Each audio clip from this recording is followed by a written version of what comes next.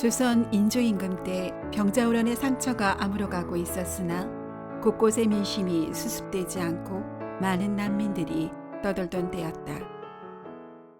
충청도 어느 고을에 황선비와 김선비가 한 마을에 살고 있었다. 두 사람은 울타리를 사이에 두고 지냈으며 벼슬을 얻지 못하고 가난했으나 학문을 게을리하지 않았다.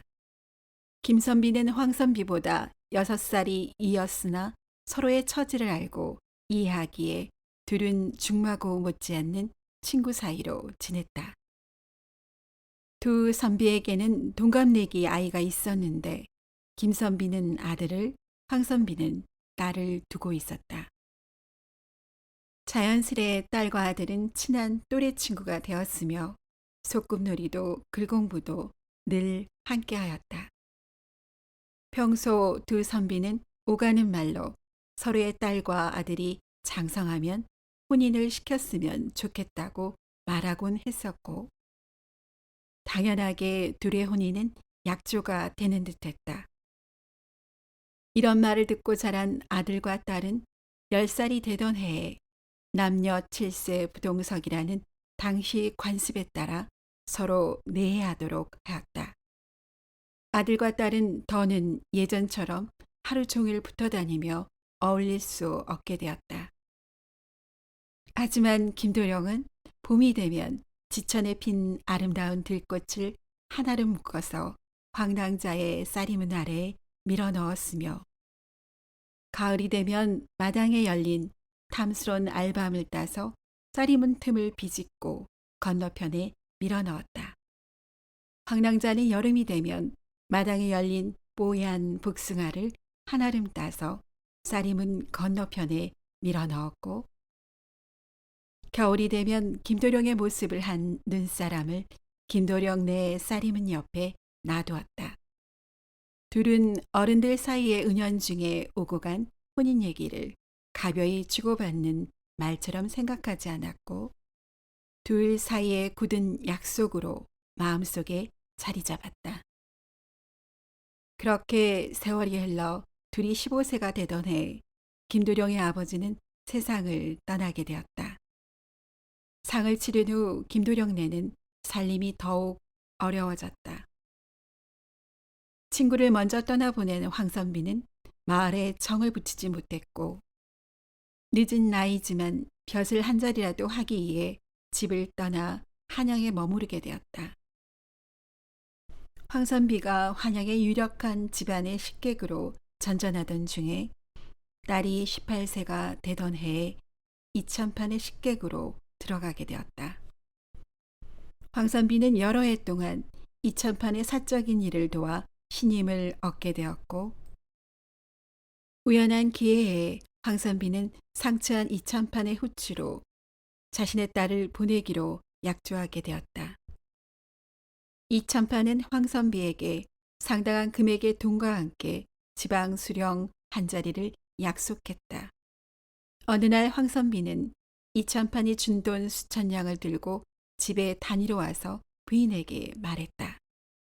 부인, 내 오랫동안 생각해보니 딸아이가 가난한 선비와 혼인하여 우리처럼 어렵게 살기보다는 이천판 댁의 안주인이 되어 풍족하게 사는 게 더 나을 듯 싶소. 이로써 우리도 문벌 있는 가문과 인연을 맺게 되고 나 역시 벼슬길이 열릴 듯하니 이해해 주시오. 이 말을 듣고 아내가 놀라고 염려하는 듯한 표정으로 말했다. 여보, 흔쾌히 따르기에는 아쉬움이 크지만 우리의 형편을 견주어 보면 당신의 결정에 수긍이 가요. 다만 딸아이의 마음이 이미 옆집 김도령에게 기울어진 듯한데 어찌해야 할지요. 김선비가 세상을 뜬 지 3년이 지났구려. 사주단자가 오근 것도 아니고 이 세상 사람도 아닌 사람과 한 가벼운 언약인데 굳이 구애를 받을 일이 아니라는 생각이요. 이 말을 듣고 아내는 한숨을 쉬었으나 고개를 끄덕였다. 이 말을 방문 밖에서 듣던 황낭자는 눈물을 흘렸다. 답답한 마음에 밤하늘의 별들을 바라보며 연모하는 김도령과 자신의 처지를 생각하니 별빛마저 야속하게 느껴졌다. 이튿날 황선비는 한양 이참반 댁으로 다시 올라갔고 황선비의 아내는 김선비의 아내를 만났다. 황선비의 아내는 그간의 자초지정과 자신의 딸을 이참판의 후치 자리로 보내기로 한 일을 얘기했다. 김선비가 떠난 후 두 집안의 관계가 소원해진 터라 김선비의 아내는 예상했다는 듯이 두 눈을 질끈 감았다. 밖에서 이 얘기를 들은 김도령 역시 두 눈을 감고 깊은 상념에 사로잡혔다. 부모님의 결정을 거역할 수 없었던 두 청춘 남녀는 어떠한 해결책도 떠오르지가 않았다. 김도령은 옆집에 들릴 정도로 밤늦도록 글을 읽었고 황낭자는 새벽까지 바느질을 멈추지 않았다. 황낭자는 김도령을 볼 면목이 없었고 마음과 달리 되도록이면 김도령과 마주치지 않으려 애썼다. 쌀임은 넘어 눈이 마주치기라도 하면 급히 눈을 돌렸고 김도령의 시선을 애써 피했다. 하지만 황낭자의 김도령을 향한 마음은 여전히 변함없었고 김도령의 마음 역시 그러했다. 그러던 어느 날 김도령의 어머니가 잠시 친정으로 다니러 가서 밤에 김도령 혼자 잠이 든 때였다. 밖에서 얘야 어서 문 열어라 하는 어머니의 말소리가 들린 듯하여 잠이 깼다. 더는 목소리가 들리지 않더니 갑자기 옆집에서 여인의 비명소리가 들리는 것이었다. 김도령이 급히 방문을 열어보니 옆집이 어수선하였다. 낯선 사내 4~5명이 옆집에 들이닥쳐 소리를 질렀다. 방문을 열지 않으면 방망이로 부술 테다. 당장 열어라. 낯선 사내들은 방문을 부수고 방 안으로 쳐들어갔다. 김도령은 상황을 추리했다. 난민으로 떠돌던 사내들이 황선비 집에 큰 돈이 들어왔다는 소문을 듣고 강탈하러 쳐들어온 것으로 판단되었다. 김도령은 쌀이문을 비집고 옆집의 상황을 살폈고 자신의 집 마당에 걸려있는 노끈을 허리춤에 걸치고 방망이를 들었다. 신속하게 쌀이문을 넘어 옆집 뒷창문 아래에서 병력같이 소리를 질렀다. 도적놈들은 꼼짝 마라. 30명의 장정들이 이 집을 에워싸고 있느니라. 네 먼저 들어갈 테니 기척이 없으면 밖에 장정 5명은 뒤따라 들어오시오. 김도령은 이 말을 마치자 창문을 부수고 들어가 도적들 앞에 섰다. 이 모습을 보고 도적들은 모두 그 자리에 얼어붙었다. 오랏줄을 허리춤에 메고 방망이를 든 김도령의 모습이 자신들을 잡으러 온 포졸로 보였던 것이다. 김도령은 재빨리 도적들을 묶고 강에 가두었다. 김도령이 황급히 다시 방으로 들어와 보니 두 모녀는 묶여 있었고 벽장은 열려진 채 동꾸러미들이 어지러이 널려 있었다. 특히 김낭자는 보쌈이라도 당할 듯 포대기가 뒤집어 씌어 있었다. 김도령은 마을의 장정들을 불러와 광 앞을 지키도록 했고 관아에 고하여 포교와 포졸들이 나와 도적들을 끌고 가도록 했다. 도적들을 문초하니 며칠 전 역거울 군수집을 도적질하고 군수의 딸을 납치한 자들이었다. 관군들이 도적들의 소굴로 들어가 군수의 딸을 구출하고 도적질한 재물을 되찾았다.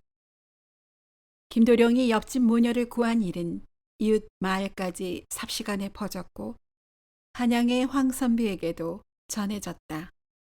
황선비는 황급히 집으로 내려왔고 아내와 딸을 살폈다. 황선비가 가족을 위로할 때 딸이 결연한 표정으로 말했다. 아버지, 소녀 그간 아버지의 결정을 차마 거역할 수 없어 말씀드리지 못했습니다. 이번 일을 계기로 저에게 천생배필은 김도령뿐이라는 생각이 더 굳어졌습니다. 부디 결정을 다시 생각해 주셔요. 황선비는 딸의 말을 듣자 고개를 끄덕였고 김도령의 기지로 자신의 식솔들이 목숨과 재산을 구한 일을 깊이 생각했다. 황선비는 결심한 듯 김도령을 불러 말했다. 여보게 고맙네.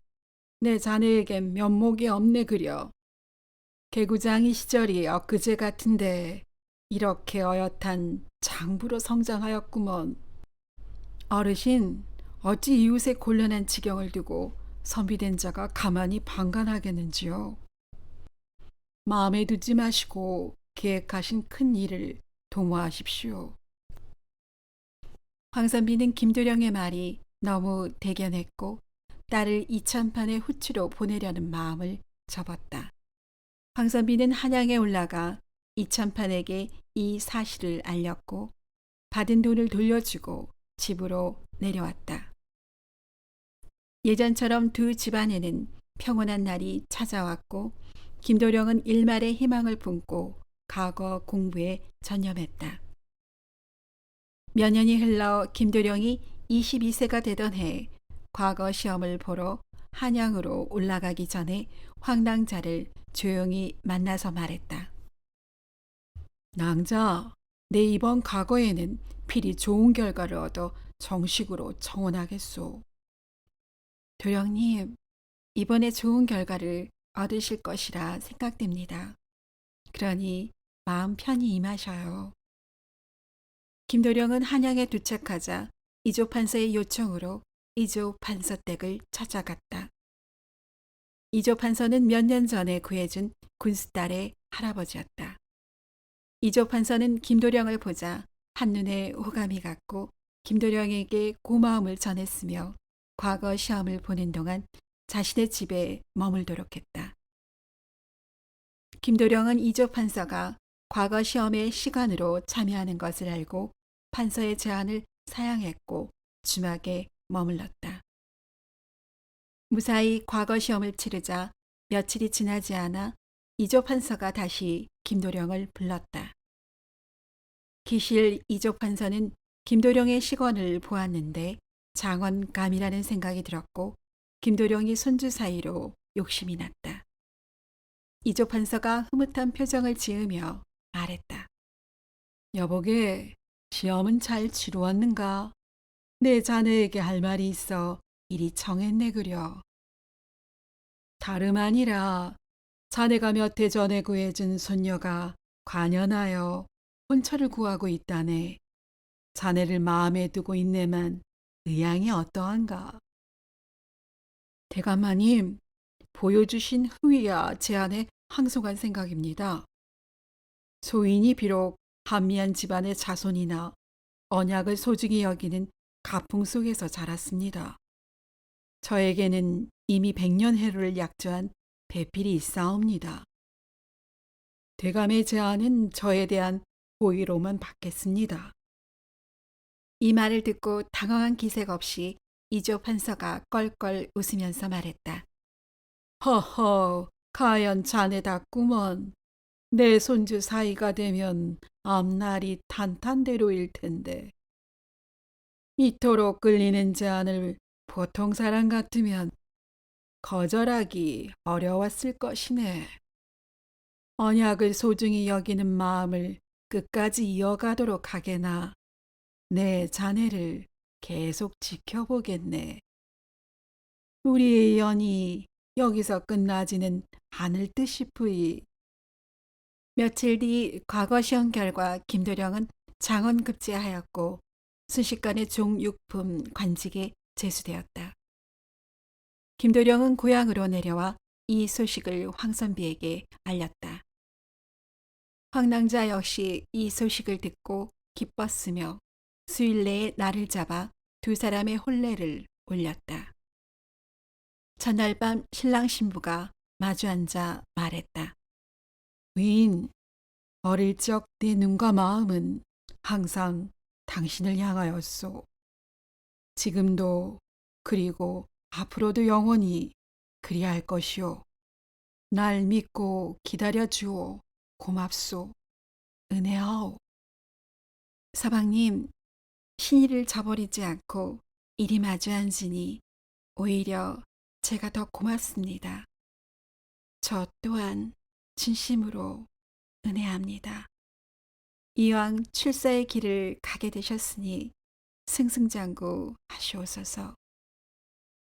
또 우리의 가난하고 힘들었던 시절을 늘 염두에 두시고 어렵고 힘든 백성의 아픔을 헤아릴 수 있는 어질고 현명한 관리가 되셔요. 제가 성심을 다해 내조하겠어요. 이후 김도령은 젊은 나이에 승차를 거듭하였고 5년 만에 종 사품의 직위에 올라 군수로 제수되었다. 김군수는 아내와 함께 홀어머니는 물론 장인 황선비와 장모를 살뜰히 챙겼고 고을 백성들에게도 선정을 베풀어 선덕비가 세워졌다고 전해진다.